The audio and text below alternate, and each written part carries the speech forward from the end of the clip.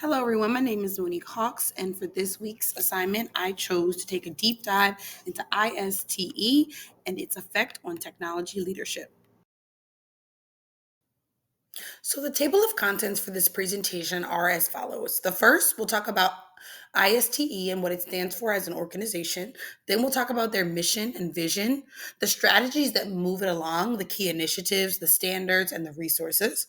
We'll discuss its effect on tech leadership, the useful applications, and finally, a conclusion. ISTE, which stands for International Society for Technology and Education, is a global nonprofit that was founded in 1989. Interestingly enough, it was founded around a barbecue. And I just think that's amazing because that just means that it was just a lot of minds coming together to really create this very big thing. And it provides an all encompassing framework for technology integration, which I'll go into in these further slides. After taking time to really look at ISTE's website, I was able to find their mission and their vision. Their mission is that you dream big, you transform teaching, and you empower learners. The dream big part is where I really want to focus because I think that's where it all starts. It all starts with an idea, it all starts with a vision and the ability to say, this is what I want for my learners, this is what I want for my students. So from there, that means you have to transform your teaching to fit the vision that you have for your students, and then you end up empowering your learners. Their vision. And I just took this directly from the website.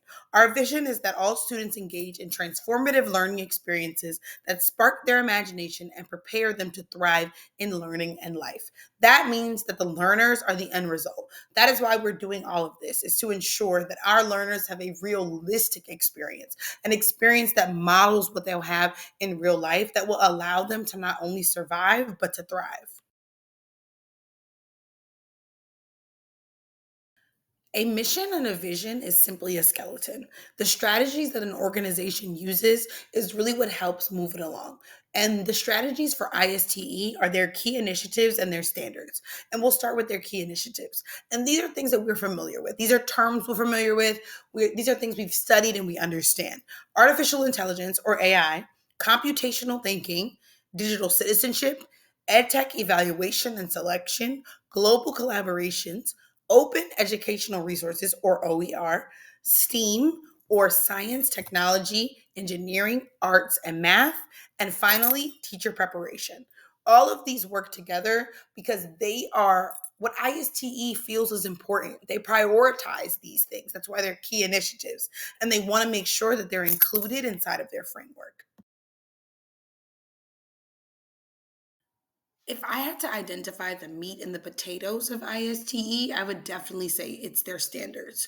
I've been using these standards since I started my coursework at LSU, and it really has guided what I feel educational technology should look like in society. So I think it's very important to talk about each of the groups of people that ISTE identifies and the standards that align with those different groups of people. We should always start with our students, and our student standards are the empowered learners, the digital citizens, the knowledge constructors, the innovative designers, the computational thinkers, the creative communicators, and the global connectors. For our educators, it's the learners, the leaders, the citizens, the collaborators, the designers, the facilitators, and the analysts. Our education leaders, it's digital citizenship advocate, visionary planner, empowering leader, system designers, connected learners. For our coaches, is the change agents, the connected learners, the collaborators, the learning designers, the professional learning facilitators, the data driven decision makers, and the digital citizen advocate. And what I love the most about these standards is that when you go on the website, it shows you exactly what that would look like. So when you click on these different standards under these different groups, it will tell you exactly what that means. So you can go ahead and you can just follow along with that and you can do whatever it is they're asking you to do. It's very straightforward. Without resources, strategies are truly nothing because resources are really what allows an organization to do what it is they said that they planned out to do. And ISTE has many resources. The first being their learning library. They have books and blogs and topic guides and podcasts, webinars and journals, all to truly further your learning to ensure that you're understanding these standards and you know how to put it into practice. They also have professional developments. The professional developments are ISTE EDU, certifications, and then they also have school partnerships to further their resources, their events. They have an instructional leaders summit coming in 2026. Also in 2026, they have the ISTE Live, and then they have the ASCD annual conference for 2026. They've made a partnership with another organization to ensure that teachers are really getting what they need and they genuinely feel empowered to have all of the knowledge to help all of their students. They're EdTech providers, ISTE SEAL, the EdTech Index and Solutions Network, and then sponsorship and advertising. They have everything that they need to really ensure that you are provided with everything to be successful when it comes to their standards and everything that they want for their organization.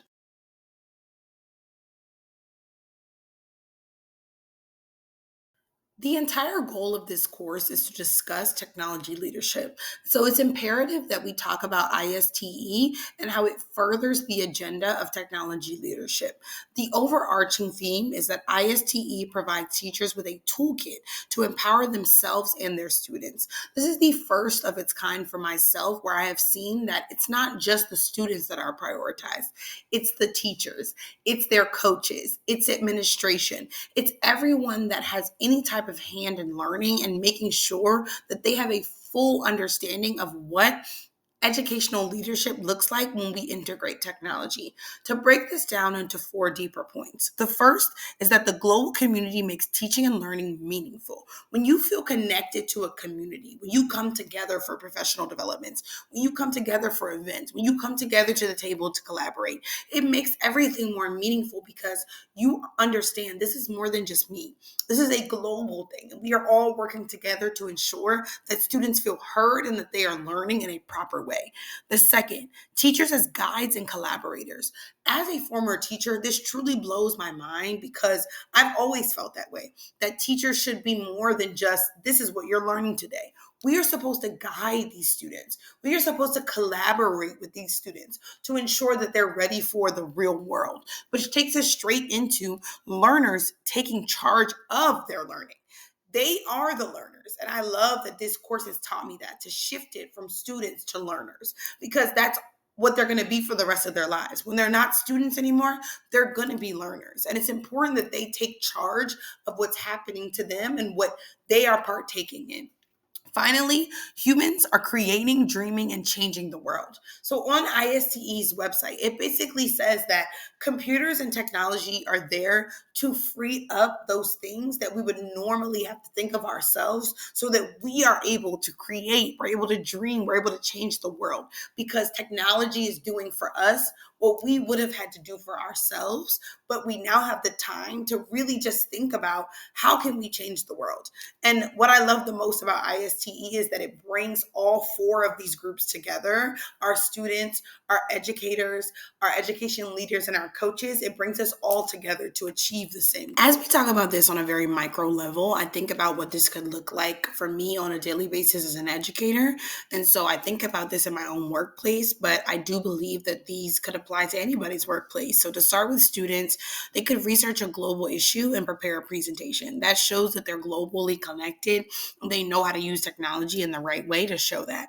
For educators, you incorporate safe digital practices into your beginning of the year routines. There's a lot that are already in our beginning of the year routines. And so some may wonder, how can I make room for more? I believe that it's very important for teachers to take the time to talk about how to safely use your Chromebook and safely use your computer to make sure that throughout the rest of the year, there's always safe practices. For our education leaders, there needs to be a clear technology policy to roll out during summer PD. Sometimes education leaders want to roll out things when the year has already started, but students are already using these materials. They need to know how they're supposed to use it before the year even starts to make sure that that's how it goes for the rest of the year. And finally, for our coaches, we want to incentivize educators that are implementing innovative practices. Coaches are there to inspire teachers to do better. And so in order to inspire teachers to do better, you have to recognize the teachers that are already doing well and make sure that they continue to do well throughout the year. In conclusion, ISTE has made it very clear that it is the standard in the country for educational technology and the implementation of it in schools. And after really doing the research and looking through ISTE's website, I would agree. I believe that it is the standard, and I do believe that we should be using it to implement in our schools everywhere, and it would genuinely make educational technology that much better in our society.